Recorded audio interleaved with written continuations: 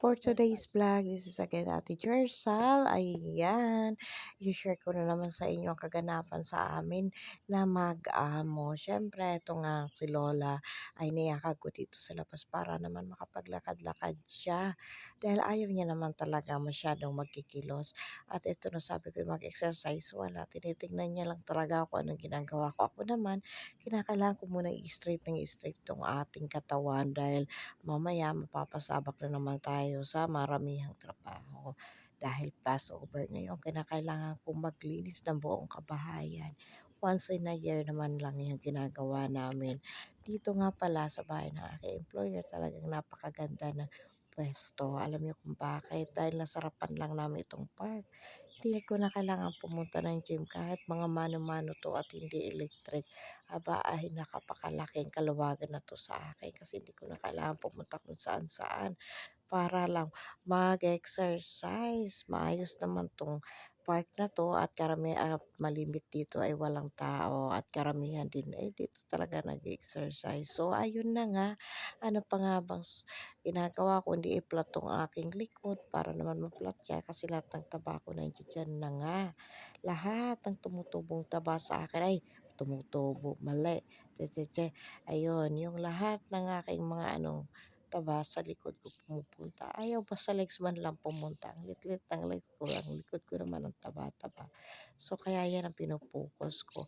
So maya-maya nga pala pauwi na kami at marami naghihintay sa aking trabaho.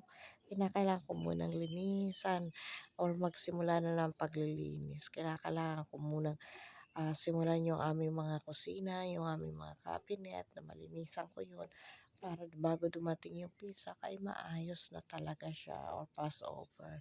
Malinis na dahil bawal nga talaga dito na ang kusina ay marumi at merong makita na mga bakas-bakas na ba ng mga mga tina-tinapay, bawal talaga yun sa amin. So, ito na nga, naghugas na ako ng mga kaldero. Ito yung mga luma pa, hinugasan ko lang, kinuskus ko lang para bago ko itago, malinis. Kaya ganyan ginawa ko. Pero yung cabinet ko, nilinisan ko na talaga. Yan, kita nyo naman, puting-puti na. So, bago yan, i-share ko muna sa inyo itong pangalawang araw ko. Yan, nakikita nyo naman yung aking katawan, di ba? Medyo umayos na, nawala-wala na yung taba.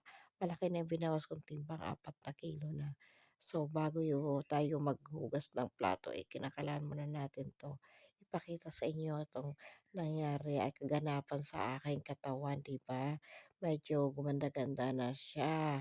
So, ito na nga, ito na yung mga ginawa ko. Nailagay ko na yung mga tawag diyan, yung mga plato, yung mga yung mga kaldero. Ito naman mga plastic bag. Grabe yung tawa ko dito. Ang dami na pala.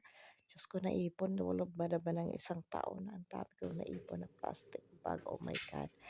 Nako, kailangan nang itapon. At dito nga, kailangan ko muna kunwari ngayon ay maglambitin at maglinis dito sa taas-taasan ng aming cabinet, linis-linis dyan sa taas para yung mga, alam nyo ba, pag nagluluto tayo, kaya pangit ang cabinet na hindi siya naka-eksakto sa may bubong kasi napaglalagyan lang yan ng mga manti-mantika pag nagluluto. Ang hirap.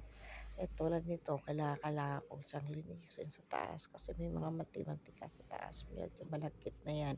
Hindi na siya, kung hindi mo siya malilinis, madali yan masisira kasi puro mantika ang labas. Kaya ang ginagawa ko, pinapatungan ko yan ng plastic bag para mas, hindi madali kong tanggalin siya. Tsaka yung mantika hindi kakapit sa kahoy, kundi kumapit lang sa plastic bag.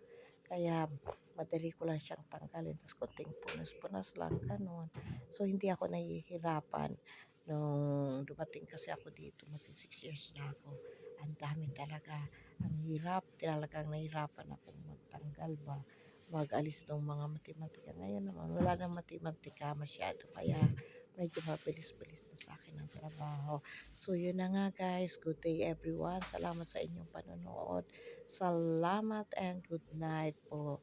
This is again Ate Sally. Please don't forget to follow, like, and subscribe sa ating mga upload video. Thank you. Good luck. Bye-bye. Happy Passover everyone. Sa lahat ng mga GWS and sa ating mga Catholic, Happy Easter Day. And sa mga Muslim, Happy Ramadan. Happy Eid Mubarak at so much. Bye bye. Good night. See you again for the next vlog. Thank you.